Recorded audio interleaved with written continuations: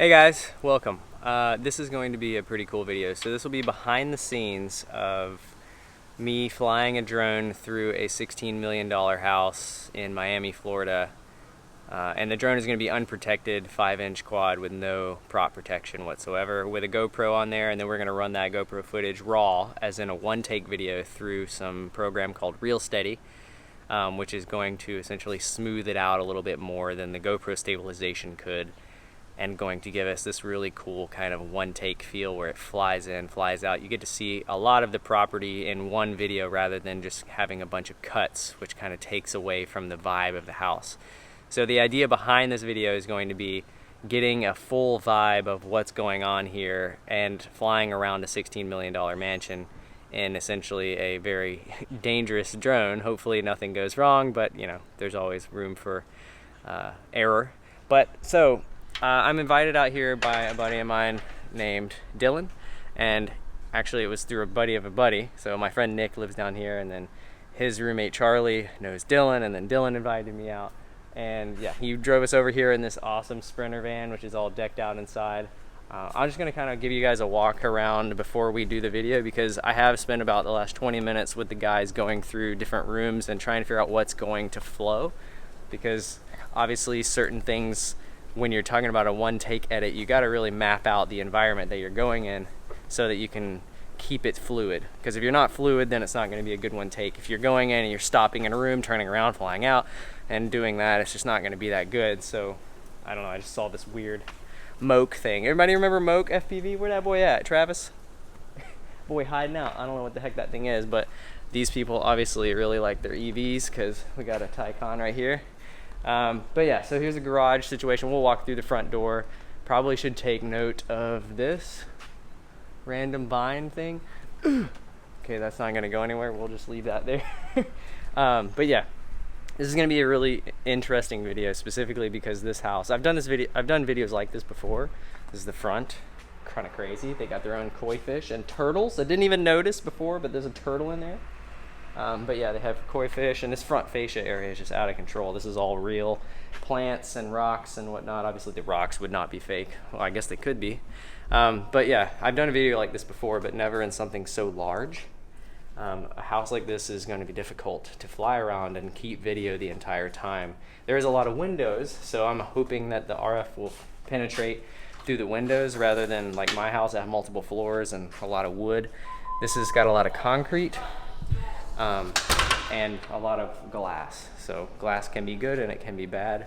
So we're in the main house right now. There is a guest house, which is also just as ridiculous and just as nice. So kitchen. Probably going to end up coming through the front door and kind of circling around the kitchen. We kind of walked through this, but I haven't really set on a set path yet. Can't go down there because it's just too tight, and there's just really not much. There's a couple bedrooms down there, but we do plan on to fly in this room, which is the master bedroom, devoid of 1 million inch TV. And yeah, so this is the master. Probably going to end up coming in here, you know, scoping the environment out, making sure that it's big enough. There's not stuff going to pick up off the tables. Sometimes when you're flying a drone in tight and confined space, you can like pick up papers and things and throw them around, and you definitely don't want that. Not only could it cause an issue with the drone like flying around, but it could look weird in the video because there's just like papers flying all of a sudden. So we're gonna probably fly out that door out of this master bedroom. I'm gonna pop on all the lights and try to get some of the reflections and overexposed outside to be a little bit more under control. There's a closet that's ridiculous. But yeah, there's a lot that goes into something like this, a fluid shot where you're trying to get something that is going to be specific, one take. It's easy to just cut shots together later in post, but if you're trying to do it in one take, there's a lot that goes into it, I think, at least. So this is going to be going outside, which is the backyard. Many doors, many glass things to get in the way. Pretty cool. There's a lot of this like terrace stuff up here where you could fly through. There's a lot of trees that you could go through. There is this wire right here. Gotta always take note of these wires. I'll show you the backyard real quick.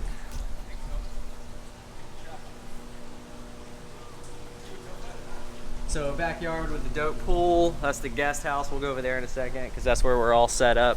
Let me introduce you guys to Charlie and Dylan. So, what's going on, guys? Dylan on the left, Charlie on the right. Thank you guys for having me. Thanks for coming, man. Please just tell me who you work for, just so everyone knows. I run a company called Luxury TV. So we do a lot of marketing for real estate, hotels and stuff. So dope. Yeah. Thank you for having us.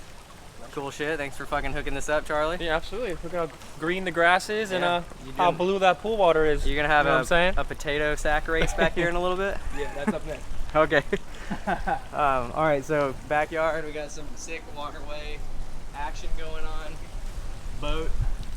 A little bit of wind, so even if I did have one of those drones that was a little bit more geared towards flying indoors, it would probably not cope with this wind. So there's always a plus and minus to flying with something that has prop guards or no prop guards. Obviously you're flying in Florida, there's a little bit of wind. Something that's small and lightweight is going to get buffeted around a little bit more than something like a 5-inch quad, but a 5-inch quad with no prop protection flying in an expensive place, there's nerves involved and obviously dimensions of the aircraft not being able to fit through certain spaces. So, you know, you have this playground over here, we have this back area, taking note of some of the lines that are up. Probably going to end up opening up one of these doors right here, one of these little side windows, and maybe flying through this whatever that is, playground, children's fun having place. And I'll just walk into the guest bedroom and set up my drone, or guest bedroom, sorry. This is not a guest bedroom, this is a guest house. It is within the guest house that it is a guest bedroom. But yeah, the guest house is all a wee bit ridiculous, as you could probably expect for 16 million, but it is in a really ridiculous location in Miami. So probably gonna open up a window in here and do something cool out of that. But I'm a little worried about how much light it is. It was overcast earlier, and I was kind of hoping it would stay overcast so that our lighting would be a little bit more beneficial for the GoPro, because it can't really handle dark to light very well. So we're just gonna deal with what we got. I'm gonna set up my drone and then we're gonna fly and test it out. So let's do that. Come on in, boy! I'm more worried about RC link than I am about video. I don't know, I'm gonna have to adjust the camera angle and go real low and slow. Kind of feel it out, see where I can go and can't go. All the rhyming. Good test for you. Let's adjust.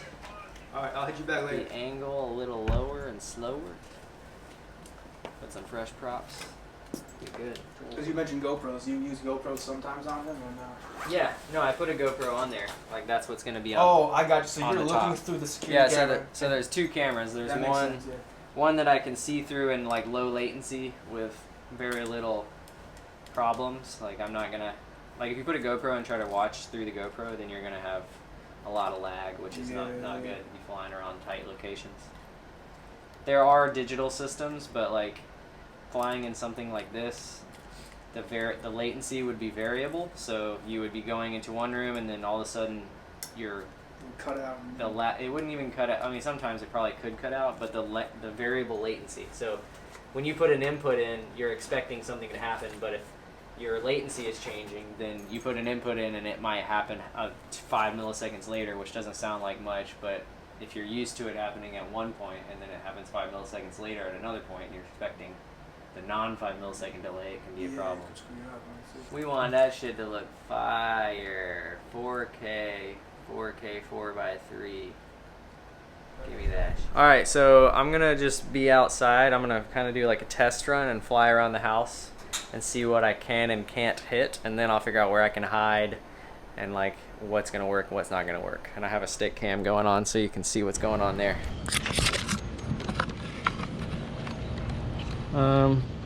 Taking off.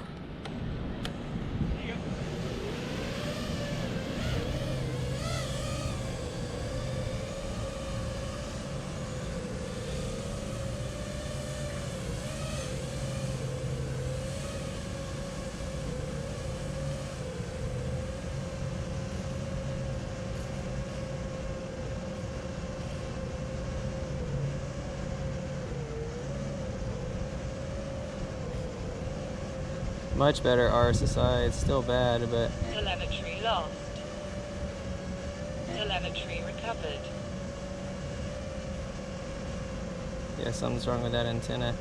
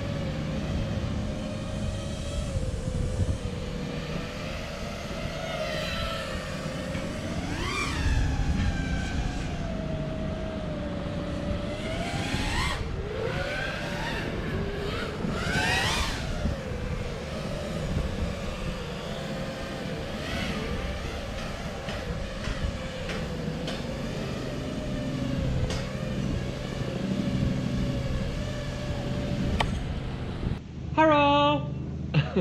Alright, so I just flew like a tester pack and was having some RSSI issues. I think it was just because one of my antennas is broken because I've been traveling a lot with it.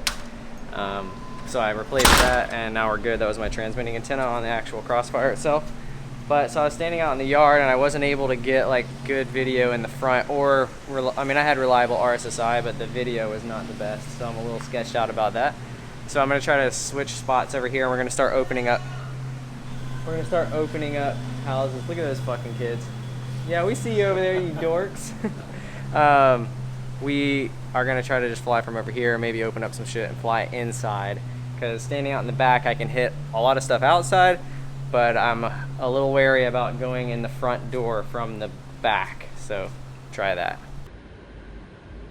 Got the pool, the shoreline, and I'm red. So I'm coming in the front door. Coming around the inside, through the kitchen, into the master bedroom. Cut left, go over the bed, go over, around, out the side door, across the pool, around the boat, through the playground, through here, across the roof, and then out wide. That's pretty fluid. Let's fucking try it. I'm gonna have the front door open and this door open. Rip through this window. It's not terribly small. Not terribly small. I mean, It's a little bit. it's a little small. I'm gonna pee before I go because I might pee my pants. You can open the doors on that side and you open the doors on this side just so the doors aren't open. Can you? I like how you have to save the AC. I do like to save the AC. I'm trying. I'll take care of those.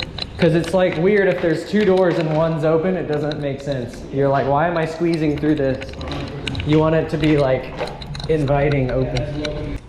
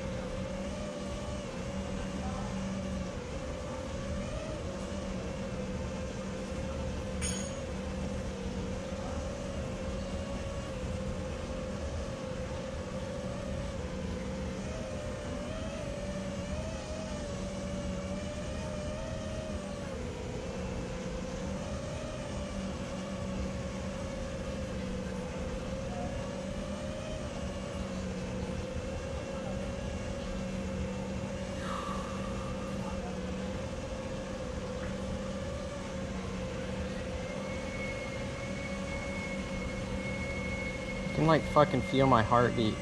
It's so intense. I don't know why I'm so freaking out.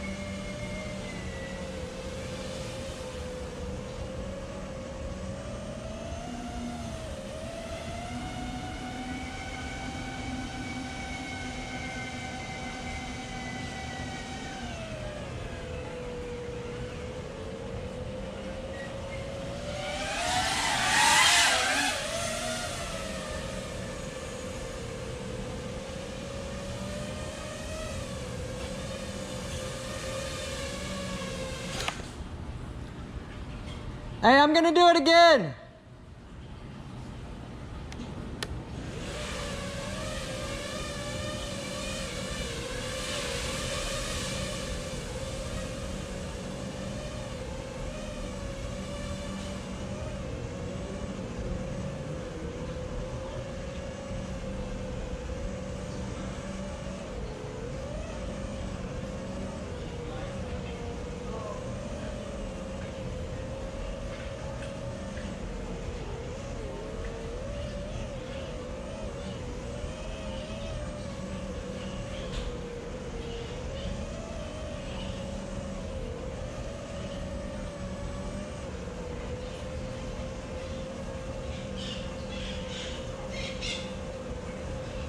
My heart rate has calmed down a little bit. I was super sketched out before.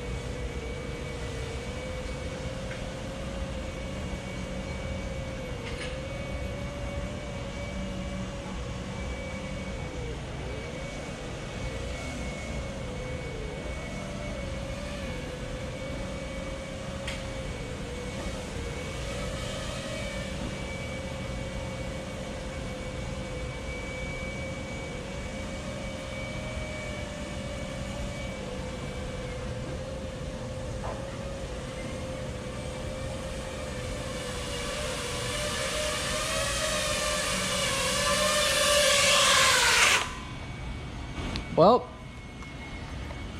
thanks, sweet Jeebus, we're still recording, and I'm so excited. That went well. Oh my god, that was nerve-wracking. Ripper. The fire was real. That's fucking crazy. Wow. Wow. Damn. You just kept going. You're like, hey, I'm gonna. Yeah, I was like, the first time I was my heart rate was a little high. After that, I was like, all right, I got it. Just. Dude, we're all just like, amazing, Steele. Alright guys, I'll be on the other side if you need. Alright. I appreciate you. Sick, dude. Yeah. Yeah. That was great. Yeah, that's gonna look obnoxious with a, like once you put it into a stabilized, I'll put it into this program called realestate, which is like, basically makes any GoPro footage look like it's on a gimbal, even more so. I mean, that's already really smooth. Yeah.